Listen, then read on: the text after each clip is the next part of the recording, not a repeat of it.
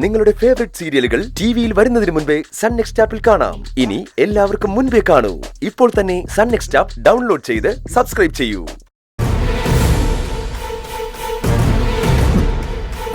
പ്രണവ്, എന്തെങ്ങനെ ഇവിടെ ഒറ്റയ്ക്ക് വന്നിരിക്കുന്ന? എന്തോ വലിയ ആലോചനയിലാണെന്ന് തോന്നുന്നല്ലോ. ആലോചിക്കാതിരിക്കാൻ പറ്റുമോ? എല്ലാ കാര്യങ്ങളും ഒരു തീരുമാനം ഉണ്ടാക്കിയല്ലേ പറ്റൂ. ഇവന്റെ മനസ്സിൽ എന്തോ ഉണ്ടല്ലോ. ഒരു ചൂണ്ടിട്ട് കൊടുക്ക.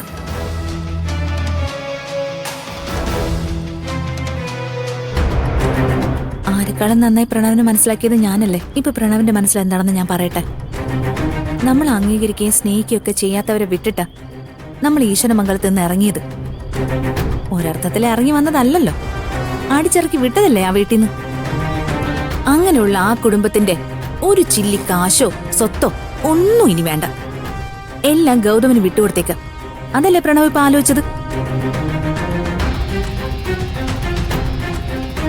സത്യമല്ലേ ഞാൻ പറഞ്ഞത്?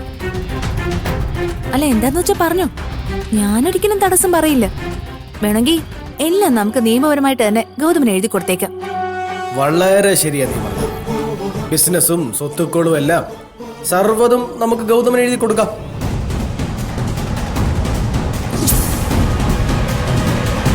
നിനക്ക് വട്ട് വല്ലതും ഉണ്ടോ ശിവാനി? വലിയൊരു മൈൻഡ് റീഡർ വന്നിരിക്കുന്നു. എനിക്ക് അവകാശപ്പെട്ട സർവ്വതും എഴുതി ഗൗതമിന്റെ കാൽക്കീഴിൽ വെച്ചു കൊടുക്കാൻ ഞാനെന്താ മുഴു ഭ്രാന്തമല്ലോടാ?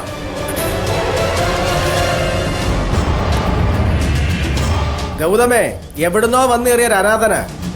ഈശ്വരമംഗലത്തെ ഗോപിനാഥനും പാർവതി അമ്മയ്ക്കും ജനിച്ച മകനാണ് ഞാനെങ്കിൽ സർവ്വതും ഞാൻ പിടിച്ചടക്കിയിരിക്കും.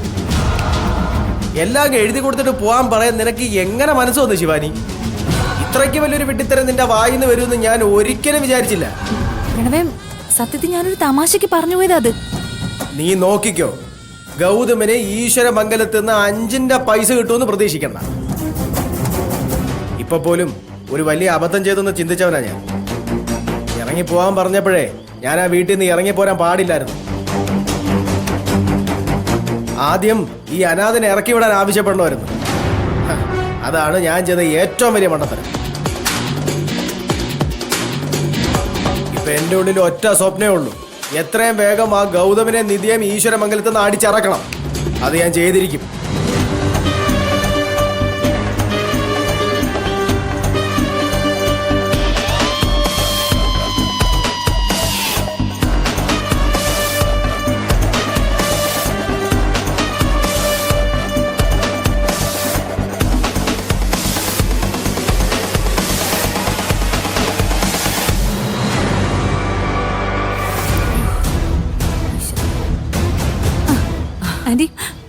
ആന്റി പേടിച്ചതുപോലെ ഒരു പ്രശ്നമില്ല.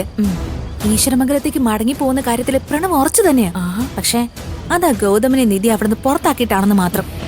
നീ മിടിക്കുക ശിവാനി. കൃത്യമായി തന്നെ കാര്യങ്ങൾ ചോദിച്ചറിഞ്ഞ് അവന്റെ ഉള്ളിൽ ചികഞ്ഞെടുത്തല്ലോ. എപ്പോഴും പ്രണവിനെ ഇതുപോലെ വാച്ച് ചെയ്തോണം. അവന്റെ ഓരോ ചലനവും നീ മനസ്സിലാക്കണം, കേട്ടല്ലോ? അത് ഞാൻ ഏറ്റു ആന്റി. എനിക്ക് നിധിയുടെ മുന്നിൽ ജയിച്ചേ പറ്റൂ.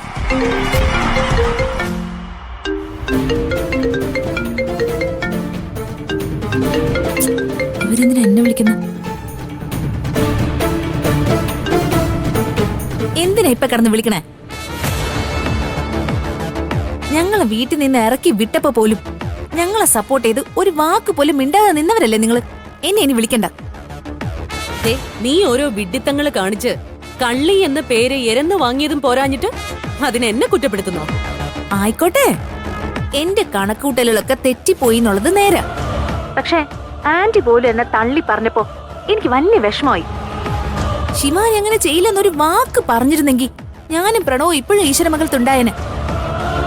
നിന്നെ വിശ്വസിച്ചാലും ഈ വീട്ടിലുള്ളവർ എന്നെ വിശ്വസിക്കില്ല. അത് നിനക്കറിയാമല്ലോ.